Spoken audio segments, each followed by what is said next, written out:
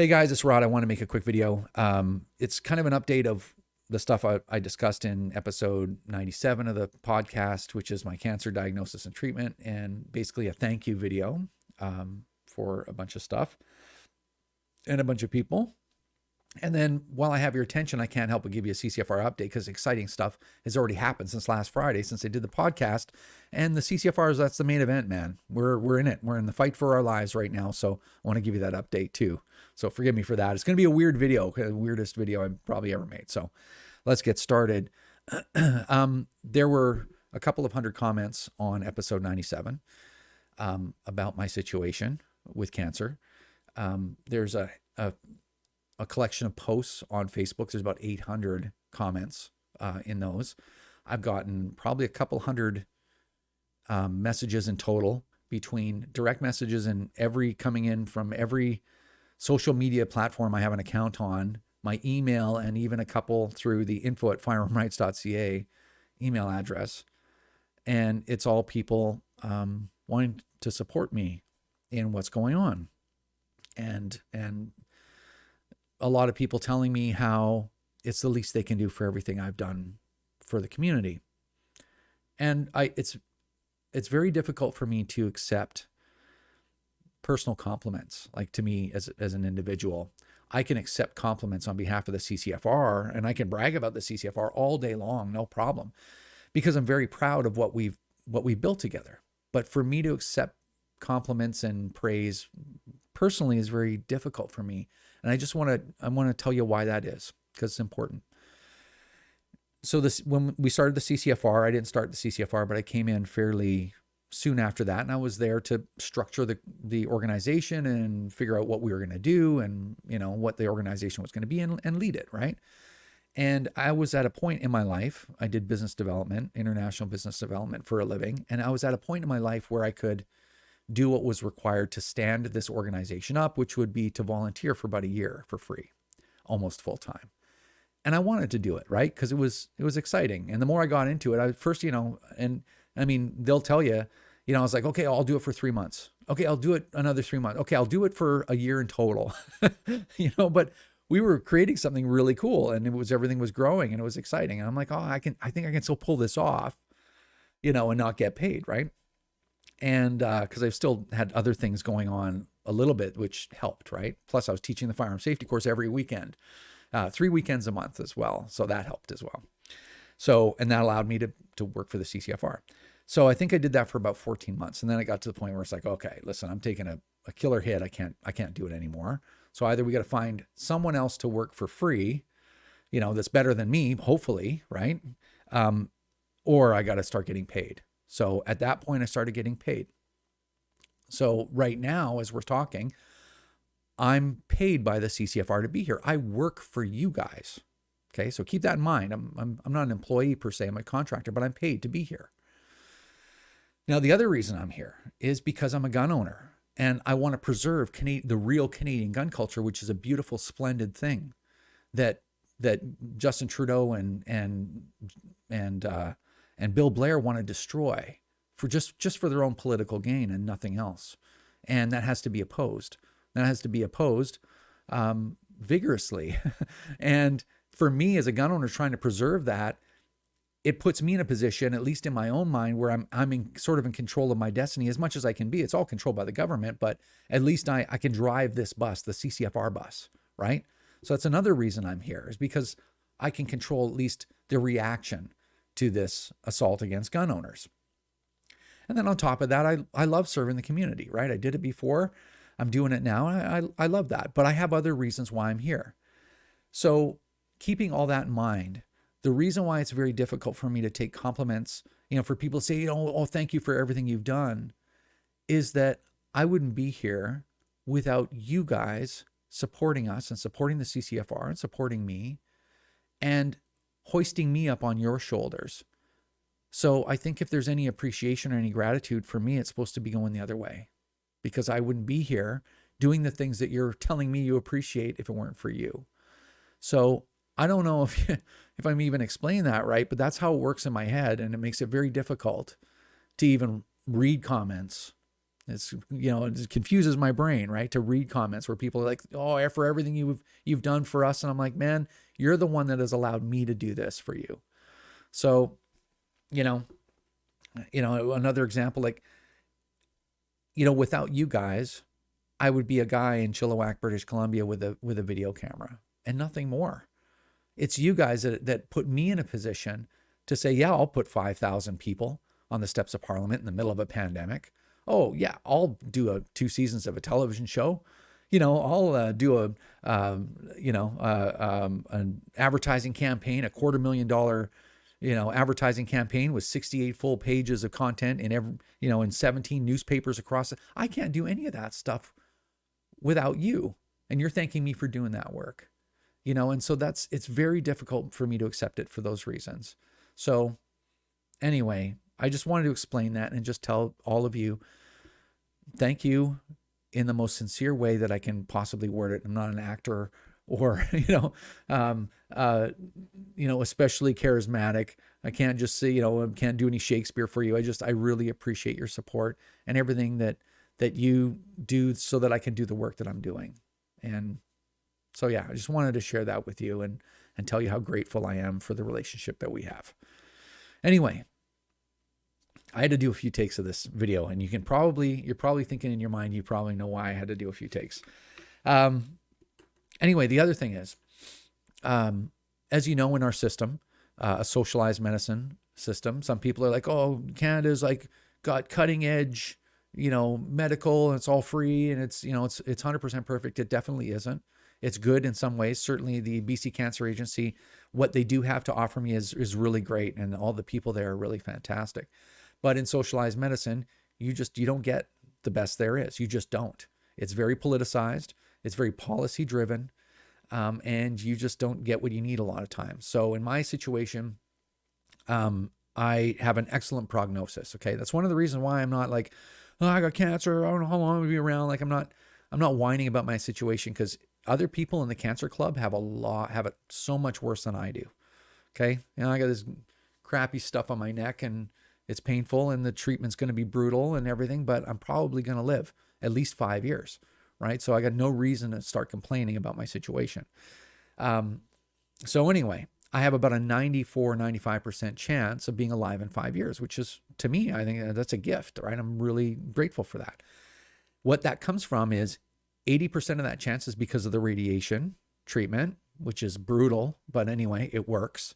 And 15% of that comes from chemotherapy. In my case, what was offered to me was cisplatin, which is an incredibly toxic chemical, wreck your hearing and kill your kidney. I only have one kidney, right? So I couldn't take it.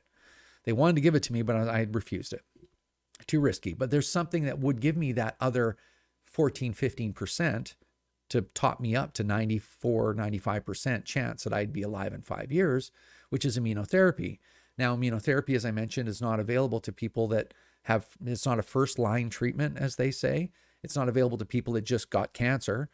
You have to get cancer a second time, which is basically a death sentence, and then come back and then they'll give it to you, right? They won't kill the cancer with the best drug possible the first time. They wait until you're, too far gone. Your chances are actually 30% that you'll live 2 years. So anyway, I'm like, oh, but if you want it, they're like, if you want to take the cisplatin, it's here. If not, well, you don't have to take it. That's socialized medicine for you. I'm not complaining about it. I'm just saying it is what it is, right? So facts are facts kind of thing. So I accept that. And I accept the fact that if I want the best drug, immunotherapy drug that is approved by Health Canada, which is pembrolizumab, and that'll get me up to my 94% chance I'd be alive in 5 years, I have to pay for it myself. And it's going to be, I don't know, somewhere between $70,000 and $100,000. So basically it's $10,000 of treatment. And some doctors want you to be on it for a year, every 3 weeks, right? Which is complete. I don't know who can afford that. Like not regular people like me and you. So, but I could afford, I'm thinking 6 or maybe up to 8 treatments, right? Something like that. I could make that happen. And what I was going to do was, I don't have 80 grand sitting in the bank, just, stroke a check. I'm just a regular person. But I'm fortunate enough that I could remortgage my house and get that money. It's going to set me back a few years, but whatever. It's my problem. It's nobody else's problem. So, Tracy Wilson and Mike Loberg yesterday put together a fundraiser, and they launched it this morning at 7 a.m., I think, Eastern, with a target of $100,000, and they've got over half of it already. It hasn't been a day. It's been half a day. Or something like that, or it was the day before or something. And they know that I wasn't at a point where I was willing to accept any help with this. But they've done it, and the community, a lot of you guys have pitched in to that. And so it puts me in a position where I should accept the help. And people have been in my ear about that. And so I will accept the help. And I just want to let you know, it's hard for me to accept that because while that it hurts, I could have done it, right? Like I wasn't super desperate, and I have a hard time taking help from anybody unless I was in dire straits.